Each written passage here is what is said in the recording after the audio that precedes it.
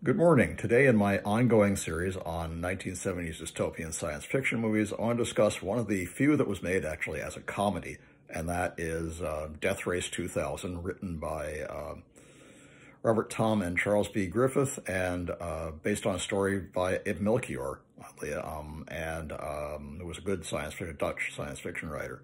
And it was directed by Paul Bartel and produced by Roger Corman. Those two would reappear in Rock and Roll High School, one of my favorite musical movies, starring the Ramones. But this was 1975. It starred David Carradine, Sylvester Stallone, Mary Woronov, who many of you know as Ms. Togar from Rock and Roll High School, but she was much younger and prettier in this movie. Simone Griffith, Louisa Moritz, the Real Don Steele, who was a great rock and roll DJ from Los Angeles, and Sandy McCallum plays Mr. President, and Joyce Jamison plays this TV personality, Grace Pander, and Fred Grandy plays this sort of guy who's supposed to be kind of like Howard Cosell. Fred Grandy was a comedian, and he did the voice sounding like Howard Cosell intentionally. It was made for between $300,000 and $500,000, and it made between $5 and $8 million. It was an instant hit, though, with audiences, though a lot of critics didn't like it. Gene Siskel refused to rate it. Originally, Frankenstein was supposed to be played by Peter Fonda, but he said the movie was, quote-unquote, too ridiculous to make, so he refused to do it. But they made it anyway. It takes place in the fictional year 2000, and there's been the world crash of '79, quote-unquote, has left everybody in an economic crisis. The United States has become a dictatorship run by the titular Mr. President, who is played, as I said, by Sandy McCallum as kind of a demagogue. He runs the quote-unquote bicameral party, so the party, both the Republicans and the Democrats are just one single party now. There's only one party. The only entertainment that people have is the annual transcontinental road race, where 5 racers try to get from New York to New Los Angeles, and along the way, they score quote-unquote points by hitting and killing pedestrians. They all have cars with like razors and machine guns, and they're all kind of stereotypes. One of them is called Nero the Hero, and that's played by Martin Kove, and he's kind of a Roman, and his car is the Lion, which looks like a lion. He's got a very sexy navigator, Cleopatra, played by Leslie McRae, and there's Matilda the Hun, who is played by Roberta Collins, and she has a car called the Buzz Bomb, which looks sort of like a V1 Buzz Bomb, and it's painted in Nazi colors, and she has a Nazi helmet. And there's Machine Gun Joe Paterbo, who's played by Sylvester Stallone, and his ditzy gun mall partner, Myra, played by Louisa Moritz. And then there's Calamity Jane, played by Mary Woronov, and she's a cowboy, and her car is called the Bull, and it's got bull horns on it. And, of course, Frankenstein is played by David Carradine.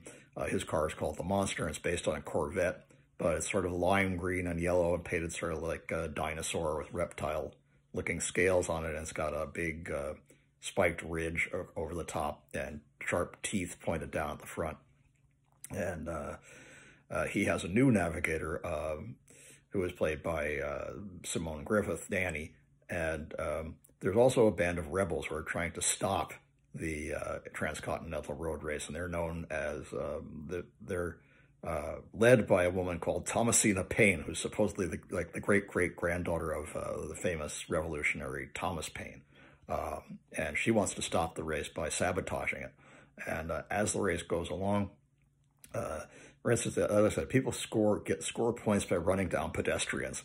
And the more innocent the pedestrian, the higher the score. Like if you run down a baby, that's 50 points. You run down a woman, that's 30 points. If you run down an old person, that's 100 points. So a lot of, as horrific as that may seem, it's actually played for laughs. Like there's a scene where these senior citizens are put out in the road deliberately by their caretakers.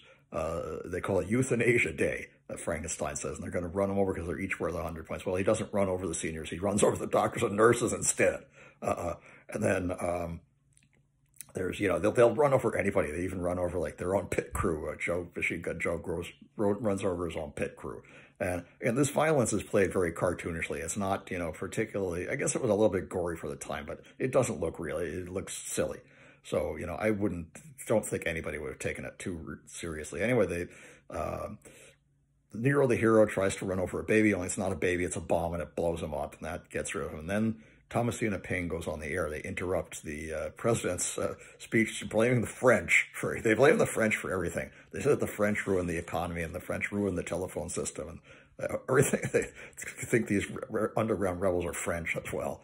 But Thomasina Paine goes on TV and says, you know, we're the true Americans and we're going to stop the road race and we're going to get rid of Mr. President. And then it cuts off and they go back to the normal broadcast.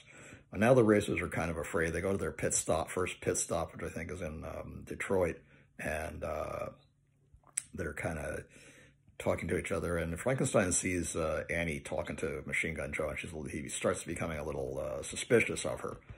Meanwhile, you know, he starts flirting with Myra, and that makes Joe jealous, and he like smacks her in the face. And you know, he starts becoming a little suspicious. You know, he's not certain that Annie is really on his side. She's acting a little strangely. They go back into the race, and for a little while, Frankenstein gives her control of the car. He wants her to drive, and he's kind of testing her. And there's an instance where she could have run over a little boy, but she doesn't. She swerves the car at the last minute, and then he asks her to get out and says, "Okay, who are you really?" And she admits that she's the great-granddaughter of Thomasina Paine, and that they want to stop the road race. And, you know, now he's kind of not certain what to do. He still needs her as the navigator, so they keep going on with the race. Matilda the Hun is diverted by something that looks like it's right out of a Roadrunner cartoon. The rebels put up a detour sign, and they put up a fake archway, a brick archway over a canyon, and she drives right into it, and her car blows up. So that's two of them out of the race. Then they go to the second pit stop, and Machine Gun Joe has scored a lot of points by running over a few more pedestrians, and some people were putting up a sign that said, "Welcome Frankenstein." He runs them over too. And then they're kind of arguing about what's going on, and you know, he says, you know, how come you haven't gotten me any insurance? And there's a funny scene where there's a band playing classical music in the background. He says, "Hey," Stallone says, "Hey, will you stop playing that music?" You know, in that Stallone voice. And they say, you know, they don't listen to him. And he says, "Hey, I thought I told you stuff." He takes a violin and smashes it. It's obviously a cardboard violin, but that was funny. They continue with the race, and I think it's Calamity Jane, played by Mary Woronov, is lured into sort of a car auto graveyard, and the rebels have planted a landmine. And at first she misses it, but she has to back out to get out of the graveyard, and she runs over it, and that's the end of her. So now there's only two left, Machine Gun Joe and Frankenstein, and they're in a wild race. Machine Gun Joe uses an oil slick out of the back of his car, which I thought was kind of a cool, you know, kind of James Bondy sort of thing. But he, you know, manages to avoid it. And he has revealed now to Annie. Annie tries to kill him, and he finally reveals to her that the reason he wants to win the road race is only the winner of the road race gets to shake hands with the president. Well, his right hand is a grenade, and when he shakes hands with the president, he's going to kill him. So now she knows that he's kind of on the same side as she is, and stops fighting with him. And since it looks like, you know, Machine Gun Joe is going to win, she has to, or kill them, she has to use the hand to blow up his car, and she takes it off of Frankenstein and throws it into their car, and their car blows up. Now he's the only survivor of the race. They get to New Los Angeles, and the president is on the stand. They try, oh, I forgot, they try to blow him up, the rebels, with a little light airplane, and they're dropping bombs, and Frankenstein outfoxes them he drives around the cliff, and the plane crashes into the cliff and blows up. The president comes on the air and says, "Frankenstein has defeated the entire French Air Force." They blame everything on the French. There's one point where Machine Gun Joe, Calamity Jane is saying, you know, "I wish you good luck," or something. He says, "Oh, go tell it to the French." So they use that a lot. And then at the end, he gets to New Los Angeles. He's the only survivor of the 20th annual, you know, road race, and he's the only one who's ever won the race 3 times. he had revealed earlier to Annie that he's not the original Frankenstein, that there were a whole bunch of people raised to be Frankenstein, he's just the latest one. But he says, I'm going to be the last of the line. And he had meant that he intended to kill himself by blow up the president at the same time. But anyway, that, without spoiling too, well, I'm going to spoil it. This movie's from 1975, so if you haven't seen it, don't listen to the rest of this. But he gets to the New Los Angeles, and he stops the car, and he's going to go up to greet the president. Since he doesn't have his hand grenade anymore, he's got a knife, and he's going to stab him. And just as he's about to, Thomasina Payne emerges from the crowd and shoots Frankenstein in the shoulder. And, you think that he's been hurt, and the president comes over and says, "Oh, Mr. Frankenstein, are you okay?" And pulls off the mask, and it's Annie wearing the Frankenstein outfit, not Frankenstein. Frankenstein's still in the car, and he's ducked down, and he rams the car into the reviewing stand and kills the president. And then it cuts to a wedding scene. Frankenstein is now known as President Frankenstein, and he's married Annie. And so they ask him a bunch of questions like, are you gonna, what's going to happen now? And he says, well, I'm going to dissolve the minority government, and we're going to move the capital back to Los Angeles. It's been run from overseas for too long, and I'm going to dissolve the secret police, and everybody's going to have freedom. And everybody likes that, and they're cheering Frankenstein, Frankenstein. And Don Steele, who plays the race announcer, who, like I said, is a very famous rock and roll DJ from Los Angeles, saying, what about the race? And he says, oh, the race is canceled. You can't cancel a race. Everybody loves it, and he says, well, it was too violent. And he says, but we like violence. And he just keeps going on nagging him. So he runs him over, and they drive off into the sunset, and the announcer is talking about, how violence started with the Australopithecus and all this stuff. And it's kind of a silly ending. Great movie, very funny. It's become something of a cult classic. And I think it's funny. Roger Ebert gave it 0 points. He thought, he was disturbed that, kids would go see it. Roger, this film was rated R. Kids weren't going to see it. Give me a break. Plus, like I said, the violence was all very cartoonish and silly, and I don't think anybody would have gotten any ideas of, doing any of this stuff, from watching this movie. Very fun movie, and I highly recommend it. Really silly.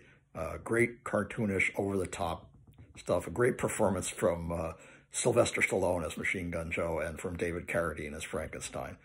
They had a lot of problems making the movie. The production was delayed because David Carradine was still filming Kung Fu and had to finish up doing that before he could appear. There were problems with the props and the sets. And one of the things, there was a conflict between Paul Bartel and Roger Corman, that Paul Bartel had a lot more jokes in the movie originally. And Roger Corman was saying, I think you're making this too silly. And he wanted it to be a little more serious movie, and he apparently cut a lot of stuff. But there's still, plenty of it. The whole thing is strewn with jokes and gags and funny stuff. So, again, I highly recommend it. Really silly, great cult classic.